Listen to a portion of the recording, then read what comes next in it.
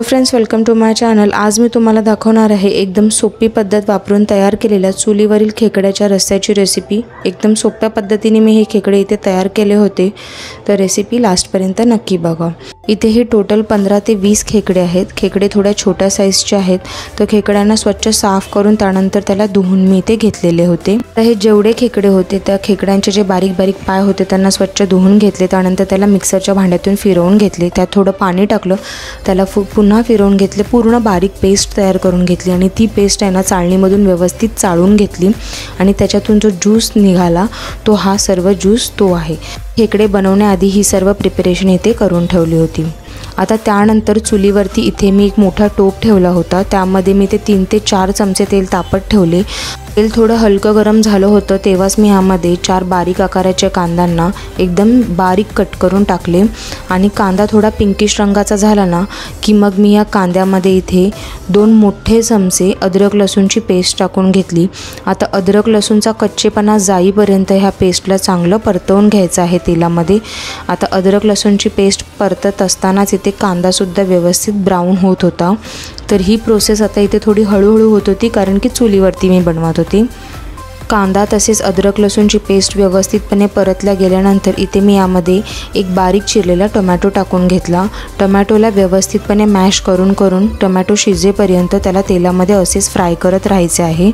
टोमॅटोसुद्धा तेलामध्ये चांगला फ्राय झाला की मग मी याच्यामध्ये एक वाटण टाकून घेतले। वाटणामध्ये इथे 1 चमचा धने, 1 चमचा जिरा, 1 चमचा बडीशेप, त्याचबरोबर पाव वाटी ओल्या नारळाचा कीस, 1 कांदा, 2 बेडगी मिरच्या, 7 ते 8 लसणाच्या पाकळ्या आणि त्याचबरोबर अर्धा इंच अद्रकचा तुकडा आणि थोडीशी कोथिंबीर, 2 हिरव्या मिरच्या टाकून एक बारीक पेस्ट तयार करून घ्यायची।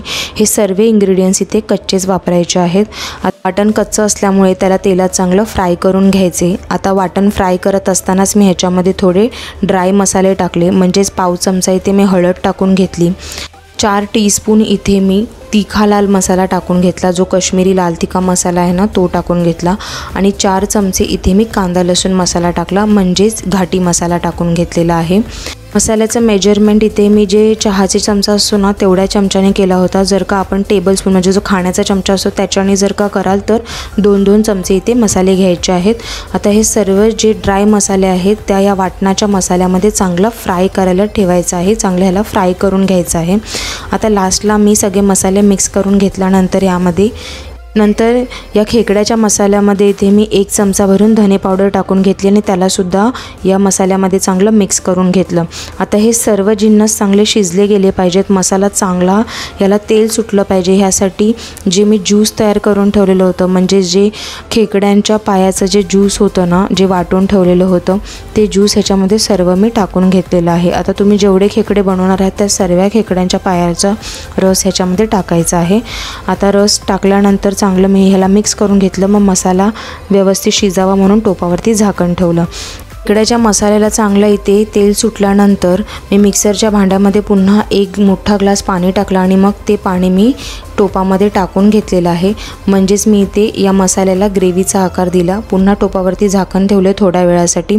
जेव्हा या ग्रेव्हीला चांगली उकड आली तेव्हा मी टोपावरचे झाकण आता काढून घेतलेले आहे।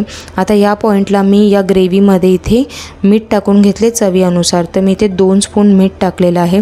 तर आता तुम्ही जेवढी ग्रेव्ही बनवत असाल तसं तुम्हाला तुमच्या चवीनुसार इथे मीठ टाकायचं आहे आणि या ग्रेव्हीमध्ये मस्त मिठाला मिक्स करून घ्यायचं आहे। आता सर्व व्यवस्थित मिक्स झाल्यानंतर आता लास्टला हे जे खेकडे आहेत ते मी एक करून इथे या ग्रेव्हीमध्ये टाकून घेतलेले आहेत। तर तुम्ही बघू शकता हे बारीक बारीक खेकडे आहेत पण खूप चविष्ट होते आणि तसेच भरीवसुद्धा होते। तर हे अप्रॉक्सिमेट 2 डझन खेकडे इथे होते।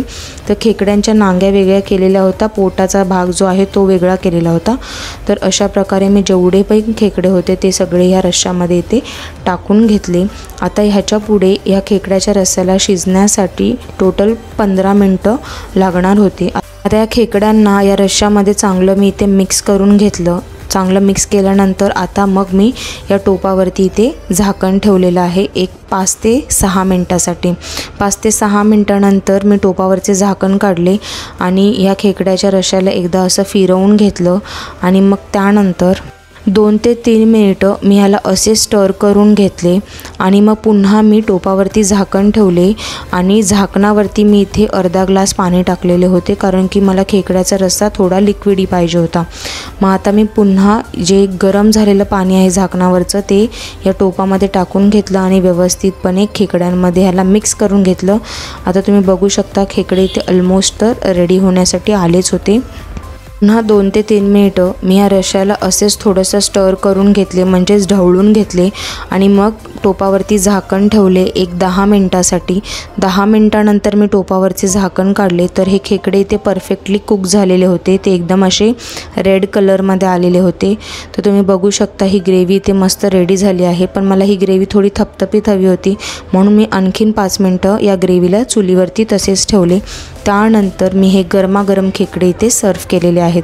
तर माझ्या पद्धतीने एकदम झटपट अशी ही खेकड्यांची रेसिपी घरात नक्की ट्राय करून बघा आणि हे खेकडे तुम्ही भाकरीसोबत नक्की ट्राय करा, एकदम मस्त लागतात। आता जर का तुम्हाला ही झणझणीत खेकड्यांची रेसिपी आवडली असेल तर चॅनलला लाईक, शेअर आणि सबस्क्राईब करायला विसरू नका। थँक्यू।